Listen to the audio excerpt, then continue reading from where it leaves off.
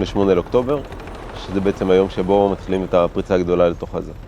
ואנחנו בראש הכוח, וזה אומר שאנחנו נחטוף הרבה מאוד. זה קרב מאוד מאוד מורכב, מאוד מסובך. זה בניינים בגבהים 20 קומות ו-14 קומות, ובניינים במרכז העיר. ומכל חלון יוצאים מחבלים ויורים. מגיעים לאזור המרכזי, כובשים אותו בצורה מאוד מאוד אגרסיבית, עושים את העבודה כמו שצריך.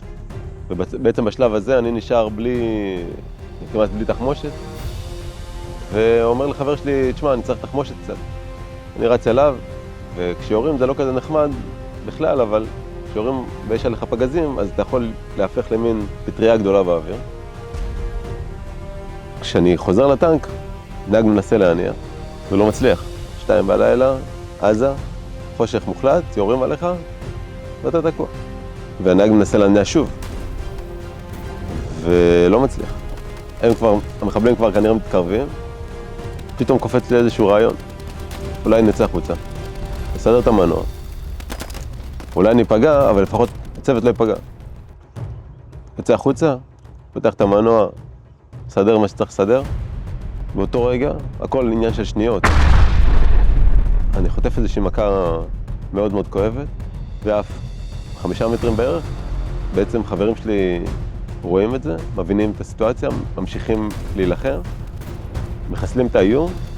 אני בכל הזמן הזה בלי הכרה על האדמה, בעצם בעזה. וזה כשלעצמו לא מובן מאליו.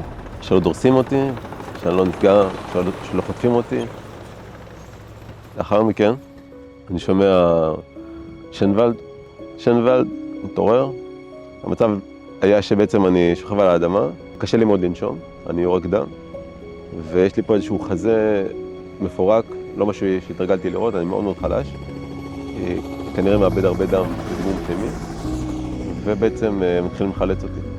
מצב קשה, בעצם החזה מרוסק, 11 צלעות מתוך 12 שבורות בכמה מקומות, הריאות בעצם מלאות בדם.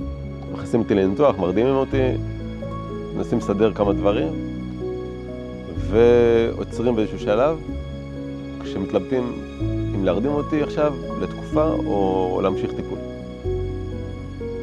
במקביל חבר מגיע עם איזה גיטרה, ודוחף לי אותה ואומר לי תשיר. וכאילו, אני מחמצן, אז יש לי טיפה אוויר, אבל הריאות לא ממש עובדות, מה אני אשיר? זה לא.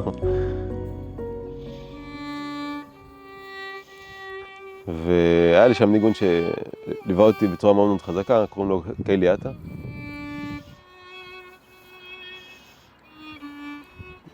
וזה הדבר הכי גדול שיכול לקרות. עד עכשיו כשאני נושם, כואב לי. זה נותן לך את הכוח לנשום. זה נותן לך את האוויר, אבל מעבר רק לאוויר, נותן לך כוח.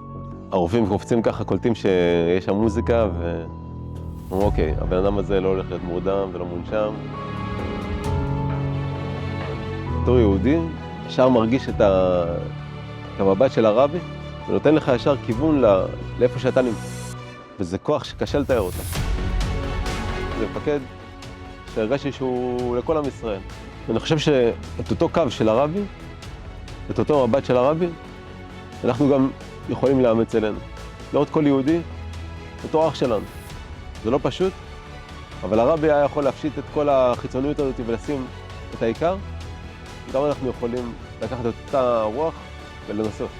והיום אנחנו התכנסנו לחגוג את המהות הזאת טהורה.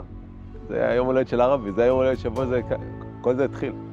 הדבר הגדול הזה שנקרא חב"ד כמו שאנחנו מכירים אותו היום, העוצמה הזאת שקשה לתאר אותה, לחגוג את זה מבחינתי זה להמשיך את זה, לחגוג את זה זה לא רק לשמוח בזה, זה גם להתחבר לדבר עצמו. וזה נראה לי מה שהיה משמח את הרבי אחר, וזה המתנת יום הולדת הכי גדולה שאנחנו יכולים לתת לרבי.